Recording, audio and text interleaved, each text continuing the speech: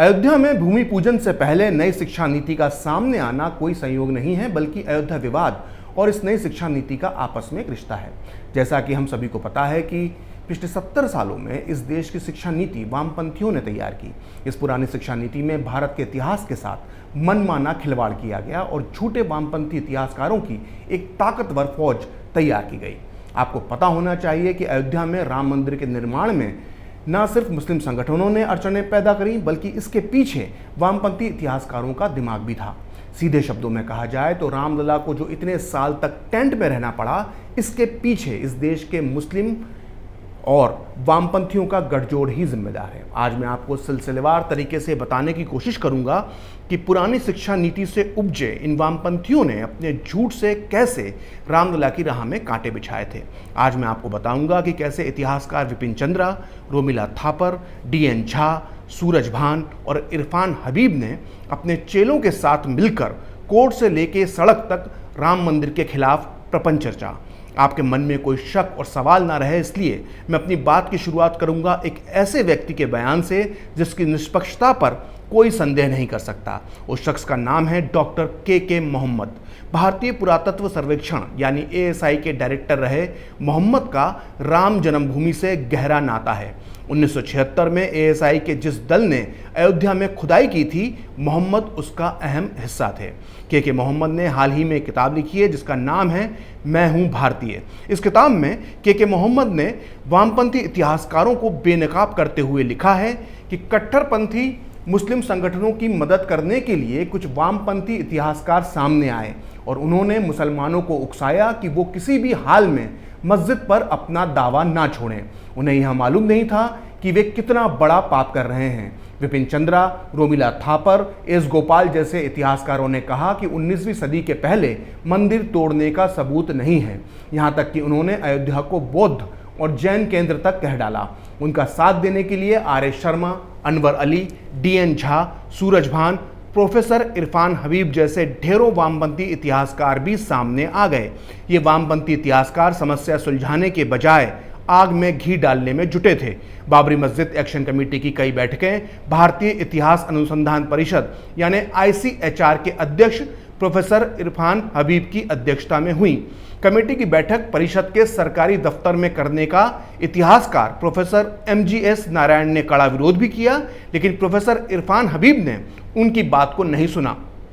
वामपंथी इतिहासकारों ने अयोध्या की वास्तविकता पर सवाल उठाते हुए लगातार लेख लिखे और उन्होंने जनता में भ्रम और असमंजस का माहौल पैदा किया। सोचिए, इरफान हबीब जैसे वामपंथी इतिहासकार न केवल मुस्लिम संगठनों से हाथ मिला चुके थे, बल्कि अपने सरकारी दफ्तरों में वो बाबरी मस्जिद एक्शन कमेटी की बैठकें भी करवाते थे और ये सब सरकारी खर्चे पे हो रहा था। आइए अब मैं आपको बताता हूं कि अयोध्या विवाद में इन वामपंथी इतिहासकारों की एंट्री कैसे हुई। साल 1986 में जन्मभूमि के ताले खोले गए। इस फैसले के विरोध में बाबरी मस्जिद एक्शन कमेटी बनाई गई। इस कमेटी के अध्यक्ष सैयद साहबुद्दीन बार बार ये कहते थे कि अगर ये सिद्ध हो जाए कि बाबरी मस्जिद से पहले वहां कोई मंदिर था और उसे तोड़कर मस्जिद बनाई गई है, तो हम शरीयत के मुताबिक उस मस्जिद को नहीं मानेंगे और खुद मुसलमान जाकर उस ढांचे को गिरा देंगे। शहाबुद्दीन की इस चुनौती के बाद दोनों पक्ष सबूत जमा करने लगे। बाबरी मस्जिद की तरफ से वामपंथी इतिहासकारों का गैंग जो बना था, उसमें थे डॉक्टर RS शर्मा, अतहर अली, सूरज भान, DN झा और जावेद हबीब। और इन सबको मिलाकर मई 1991 में इन लोगों ने एक रिपोर्ट तैयार की जिसका नाम था historians report to the nation. इस रिपोर्ट में इन वामपंथी इतिहासकारों ने यह दावा किया कि बाबरी मस्जिद किसी मंदिर को तोड़कर नहीं बनाई गई थी। यहाँ तक कि इन लोगों ने श्री राम की अवधारणा पर भी सवालिया निशान लगा दिए। बाद में इलाहाबाद हाईकोर्ट में खुद सूरज भान ने स्वीकार किया कि DN झा और RS शर्मा के साथ मिलकर तैयार की गई उनकी historians report to the nation दरअसल 1976 में हुई खुदाई की रिपोर्ट को पढ़े बगैर ही केवल 6 हफ्ते में ही तैयार कर दी गई थी। कथित इतिहासकार सूरज भान ने इलाहाबाद हाईकोर्ट में क्रॉस एग्जामिनेशन में कहा, जो भी कहा वो बहुत चौंकाने वाला था। सूरज भान को ये तक याद नहीं था कि वो इस रिपोर्ट को तैयार करने से पहले अयोध्या गए थे या वो अयोध्या बाद में गए थे। कहा जाता है कि रिपोर्ट पूरी तरह से झूठ का पुलिंदा थी। हैरत की बात है कि सुप्रीम कोर्ट में जब बाबरी पक्ष के वकील राजीव धवन ने ये रिपोर्ट पेश की कोर्ट में, तो 17 सितंबर 2019 को सुप्रीम कोर्ट ने ऑन रिकॉर्ड कहा कि कि ये इतिहासकारों की राय है, सबूत नहीं। सुप्रीम कोर्ट की बेंच ने उस दिन कहा था कि ज़्यादा से ज़्यादा ये एक राय है, इतिहासकारों की ये राय हो सकती है, लेकिन फैसला देने के लिए इसे सबूत नहीं माना जा सकता। जब इतिहासकारों ने ये रिपोर्ट दी तब एएसआई की खुदाई के बाद आई डिटेल रिपोर्ट मौजूद नहीं थी। ये अलग बात होती अगर ये इतिहासकार एएसआई की तरफ से दिए गए सबूतों पर प्रतिक्रिया देते। सोचिए, ये वो वामपंथी इतिहासकार हैं जिनकी किताबें स्कूल और कॉलेजों में चलती हैं। इनके लिखे इतिहास को सच्चा बताया जाता है और देश की सबसे बड़ी अदालत ने इनके रिसर्च को इनकी राय कह दिया। यानी आप और हम इन इतिहासकारों की राय पढ़ पढ़ के बड़े हुए हैं। इन वामपंथी इतिहासकारों के राम विरोधी पाप यहीं खत्म नहीं होते। 5 मार्च 2003 को इलाहाबाद हाईकोर्ट ने एएसआई को राम जन्मभूमि की खुदाई करने का आदेश दिया। इस खुदाई की शुरुआत में जैसे ही राम मंदिर के प्रमाण मिलना शुरू हुए, वामपंथी इतिहासकार और मुस्लिम संगठन बौखला गए। इस बौखलाहट का जिक्र पत्रकार हेमंत शर्मा ने अपनी किताब युद्ध में अयोध्या में किया है। अयोध्या मामले के सबसे बड़े जानकारों में से एक पत्रकार हेमंत शर्मा अपनी किताब में लिखते हैं, शुरुआती खुदाई से जो सांकेतिक अवशेष निकले, उन्होंने बाबरी मस्जिद समर्थक खेमे के माथे पर चिंता की लकीरें खींच दी। नतीजतन आनन फानन में इस खेमे ने एक बयान जारी करके कहा कि यह खुदाई बेमानी होगी, इससे गलत नज़ीर पड़ेगी। उनकी दलील थी कि इस आधार पर तो किसी भी धार्मिक स्मारक को ध्वस्त किया जा सकता है अगर उसके नीचे यह सबूत मिल जाए कि वहां दूसरे समुदाय का धार्मिक ढांचा पहले कभी मौजूद था। कोर्ट के इस आदेश से गलत मिसाल पेश वाले सिद्धांत को न्यायिक मान्यता मिल जाएगी, इसलिए उसे रोका जाए। बयान जारी करने वालों में प्रोफेसर इरफान हबीब, के.एम. श्रीमाली, सूरज भान और एडवोकेट राजीव धवन थे। सोचिए, जो वामपंथी इतिहासकार और मुस्लिम नेता पुरातात्विक सबूतों को मानने की बात कर रहे थे, वो अब यू टर्न मारकर ये दलील दे रहे थे कि ऐसे तो अयोध्या के बाद मथुरा और काशी भी हाथ से निकल जाएगी। वामपंथी इतिहासकारों की कुटिल चालें यहीं नहीं रुकी।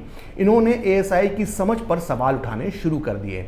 उसे सांप्रदायिक साबित करने की कोशिश की गई, जबकि खुदाई करने वाली एएसआई की टीम में 50 से भी ज़्यादा मुसलमान शामिल थे। हर सबूत का बारीकी से रिकॉर्ड रखा जा रहा था। फिर भी वामपंथी इतिहासकारों के गैंग के सरगना इरफान हबीब ने आरोप लगाया कि जो जन्मभूमि से जो शिलालेख मिला है वो लखनऊ के म्यूजियम से चुराकर विवादित जगह पर रख दिया गया। जब इस पर विवाद होने लगा तो एक रिटायर्ड आईपीएस अधिकारी किशोर कुणाल ने जांच की और यह साबित किया कि लखनऊ म्यूजियम से ऐसा कोई भी शिलालेख गायब नहीं हुआ है और इरफान हबीब झूठ बोल रहे हैं। इतना ही नहीं, इतिहासकारों के वामपंथी गिरोह ने इलाहाबाद हाईकोर्ट में भी बाबरी मस्जिद के पक्ष में एक याचिका दायर करके झूठ बोलने की कोशिश की, लेकिन क्रॉस एग्जामिनेशन में जस्टिस सुधीर अग्रवाल ने इनके झूठ को पकड़ लिया। आइए अब आपको सिलसिलेवार तरीके से बताते हैं कि भरी अदालत में किस इतिहासकार की किस तरह से किरकिरी हुई। वामपंथी इतिहासकार सुवीरा जायसवाल, जो जेएनयू में प्रोफेसर भी हैं, उन्होंने कोर्ट में स्वीकार किया कि वो बाबरी मस्जिद के बारे में कुछ नहीं जानती हैं और उन्हें सारी जानकारी historians report to the nation से मिली थी, जिसे सुप्रीम कोर्ट ने पहले ही पूरी तरह से खारिज कर दिया था। अब सुनिए, एक और वामपंथी इतिहासकार एससी मिश्रा ने अदालत में कहा कि उन्हें इस बात की जानकारी ही नहीं है कि जजिया टैक्स क्या होता है और उन्हें यह भी याद नहीं कि इसे हिंदुओं पर लगाया गया था। उन्होंने ये भी कहा कि मैंने बाबरी मस्जिद पर कई किताबें पढ़ी हैं, लेकिन मुझे इस वक्त किसी किताब का नाम याद नहीं आ रहा। वहीं इलाहाबाद यूनिवर्सिटी के पीएचडी होल्डर और खुद को इतिहासकार बताने वाले सुशील श्रीवास्तव ने कोर्ट में माना था कि मुझे एपिग्राफी यानी पुरालेखन का कोई ज्ञान नहीं है, मुझे न्यूमिस्मेटिक यानी पुराने ज़माने की मुद्राओं का भी कोई ज्ञान नहीं है, मैंने पुरातत्व में कोई विशेषज्ञता हासिल नहीं की है और मैंने भूमि के सर्वेक्षण के बारे में भी कोई ज्ञान हासिल नहीं किया है। सोचिए, इसके बाद भी सुशील श्रीवास्तव इस नतीजे पर पहुंच गए कि बाबरी मस्जिद किसी भी मंदिर को तोड़कर नहीं बनाई गई थी। इतना ही नहीं, उन्होंने the disputed mosque a historical inquiry के नाम से एक भारी भरकम किताब भी लिख डाली। वहीं दिल्ली यूनिवर्सिटी में इतिहास पढ़ाने वाले आरसी ठकरान ने भी माना कि अयोध्या पर उन्हें जो भी जानकारी है वो अखबारों और न्यूज़ मैगजीन से उन्हें मिली है। इलाहाबाद यूनिवर्सिटी के रिटायर्ड प्रोफेसर धनेश्वर मंडल, जो खुद को इतिहासकार बताते हैं, उन्होंने कोर्ट में माना कि वो कभी अयोध्या गए ही नहीं, फिर भी उन्होंने राम जन्मभूमि के ऊपर अयोध्या आर्कियोलॉजी आफ्टर डिमोलिशन नाम की किताब लिख डाली। हैरत की बात है कि उन्होंने ये भी माना कि उन्हें बाबर के बारे में बस इतना पता है कि वो 16वीं शताब्दी का एक शासक था। इसके अलावा उन्हें बाबर के बारे में कुछ भी नहीं पता है। वहीं जेएनयू के इतिहास की प्रोफेसर सुप्रिया वर्मा ने यह माना कि उन्होंने खुदाई से जुड़ी रेडार सर्वे की रिपोर्ट को पढ़े बगैर ही रिपोर्ट को गलत होने की गवाही दे दी, जबकि अलीगढ़ मुस्लिम यूनिवर्सिटी की तत्कालीन प्रोफेसर जया मेनन ने यह स्वीकार किया कि वो तो खुदाई स्थल पर गई ही नहीं थी, लेकिन उन्होंने ये गवाही दे दी कि मंदिर के खंभे बाद में वहां रखे गए थे। वामपंथी आर्कियोलॉजिस्ट शीरिन रत्नाकर ने सवाल जवाब में यह स्वीकार किया कि दरअसल उन्हें बाबरी मस्जिद से जुड़ी कोई फील्ड नॉलेज है ही नहीं। खास बात है कि इनमें से कई वामपंथी इतिहासकार आज भी देश के बड़े बड़े कॉलेजों में पढ़ा रहे हैं और छात्रों के दिमाग में वामपंथ का विषैला विचार भर रहे हैं। इतना ही नहीं, इनकी बेशर्मी देखिए कि पहले तो इन लोगों ने इलाहाबाद हाई कोर्ट के फैसले का विरोध किया और बाद में जब सुप्रीम कोर्ट का फैसला राम मंदिर के हक में आ गया तब भी इन्होंने इस फैसले पर जमकर सवाल उठाए। मुद्दे की बात यह है कि इन वामपंथी इतिहासकारों का छिछला ज्ञान और इनकी कुटिलता हमारी पुरानी शिक्षा नीति की एक भयंकर तस्वीर पेश करती है। उम्मीद है कि नई शिक्षा नीति में इस तरह के धूर्त वामपंथी इतिहासकार किनारे किए जाएंगे और भारत का सच्चा इतिहास लिखा जाएगा। फिलहाल खरी बात प्रखर के साथ में इतना ही। आप चाहें तो मुझसे जुड़ने के लिए मेरे फेसबुक पेज प्रखर श्री 78 को लाइक कर सकते हैं और अगर ट्विटर पर आप मुझसे जुड़ना चाहते हैं तो मेरा ट्विटर हैंडल है प्रखर श्री 78। अगर आपको ये वीडियो पसंद आया तो इसे आप लाइक करें, शेयर करें और कैपिटल टीवी को सब्सक्राइब करें। नमस्कार।